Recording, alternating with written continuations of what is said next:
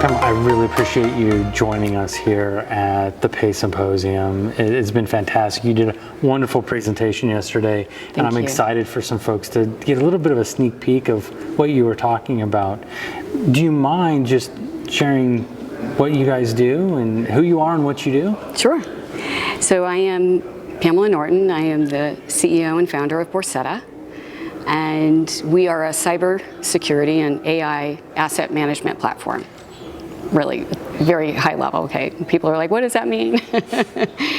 And what it means is that we are securing the data at the chipset level. So as everyone knows, microchips are embedded in everything, right? It could be a sensor that's embedded in your body that's giving you insulin, right? It's the chip that's in your cell phone. And so we are securing not only the data, but we're securing control of the IP and the owner of that chipset to be able to determine who is provisioned to have their data.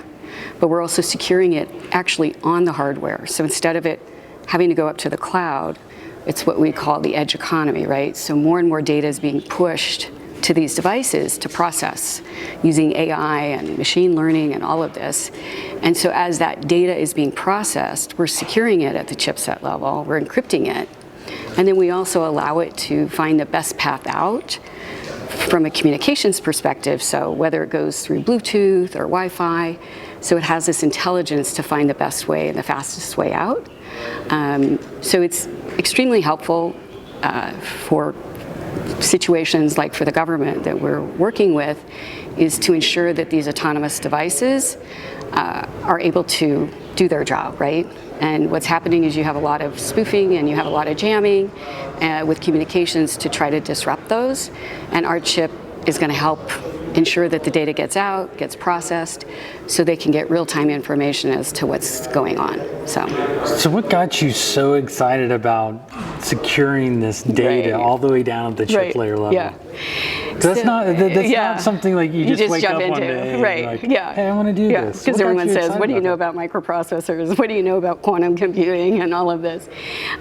So we started out trying to solve a problem a couple years ago within the luxury market. So it was the jewelry market, and we had some nanotechnology that we were connecting to a physical asset, diamonds, jewelry, and created a new digital title using the blockchain.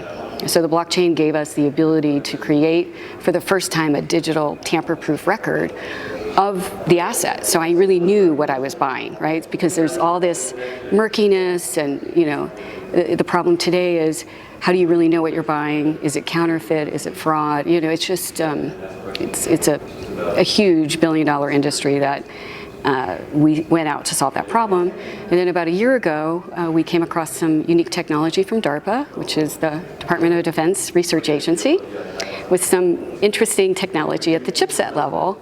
And that's how we ended up going down the path and going after this opportunity with the Air Force to develop this new chip to solve the problem of ensuring that devices, any autonomous devices for the Air Force, whether it's a drone or autonomous vehicle, could be secured, right? We know the provenance of the chip, right? We can do that. We know the track and trace, that it came from a facility that doesn't have any malware or Trojans, and that it's also secure data. So it was a unusual path to go from, because everybody's like, how do you go from securing diamonds to military chips? And I said, well, diamond chip is valuable and a military chip is valuable. So, and it just gives us the opportunity to really provide a full solution versus just a one solution for a particular industry. So how do you see this fueling innovation in the payment space?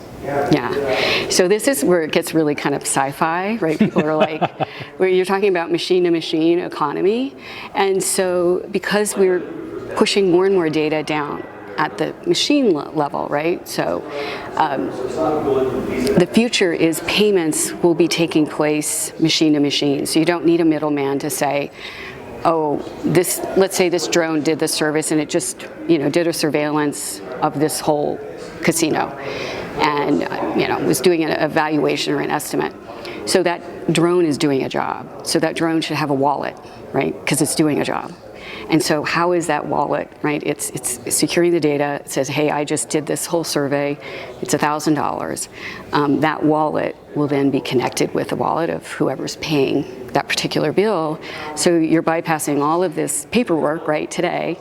And yes, all of these people that are processing paperwork and machine to machines are making those transactions. So it's a totally revolutionary, right, concept. And I think what people are struggling with is, okay, well, who's going to be the custodian of those payments? Who's going to be in the middle? Is there going to be someone in the middle? Is there going to be somebody that's doing the escrowing of those payments until that whole job is done? And so it's an exciting time, and it's exciting to be around people who see the vision and companies who recognize that there will be entire industries that will be disrupted and will be gone. And I think there's something with by 2027 maybe 50 or 70% of the S&P 500 will no longer exist. So you have this, it's like what companies will just be like Blockbuster, right? It's like, how did they just go from being, everyone went and got a movie to be completely vaporized, right? Gone. So we've talked a lot at the conference about artificial intelligence, machine learning, all these different things to make our lives more seamless, I guess you could say. How do we help others not think of all the doom and gloom that comes along with it? Because in one of my other conversations, we were talking about, well, it's replacing some staff. It's replacing people's. You mentioned the drone. They're doing the survey. Normally, they probably have 10, 12 people do that job. How do we leverage this technology without taking away from the economy itself? Right, yeah. So that's where I see the value of all of this online learning. You know, you've got master classes, you have so much free information on the internet that people can get educated and people can learn about, okay, this is coming, it's going to happen. So if I'm an accountant, how do I prepare myself?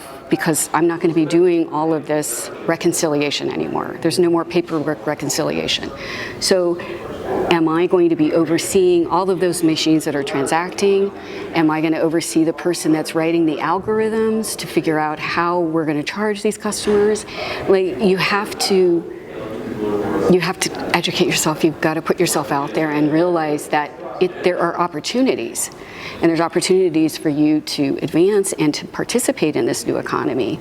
If you were a truck driver, right? Again, it's all about how will those algorithms for those autonomous trucks be developed. You have a lot of insight as a truck driver, right? You know all of the issues that you dealt with being on the road.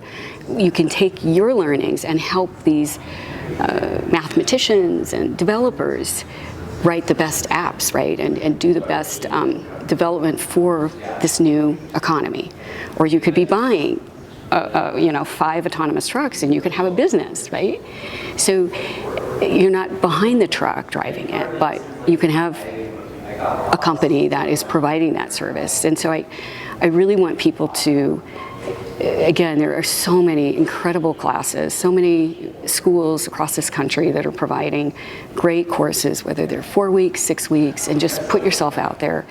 I think companies need to really invest in their people to understand the impacts of AI within a corporate structure, right? How you're going to be retraining staff, how people are not afraid about the job that they're going to lose, but how they're inspired by, wow, this is really cool. I'm going to be doing something it's scary, but it's also revolutionary, and it's also a place that I can continue to support my family. So that's my whole, I think there is a tremendous, this is the most transformational economic, I think, opportunity of my career that I've seen this lifetime. So I want people to really be excited about it versus, oh my gosh, robots are going to do everything. It's like, well, they're going to do a lot, but there still needs to be people to help direct what they're going to do. Yeah, it's fantastic. Yeah.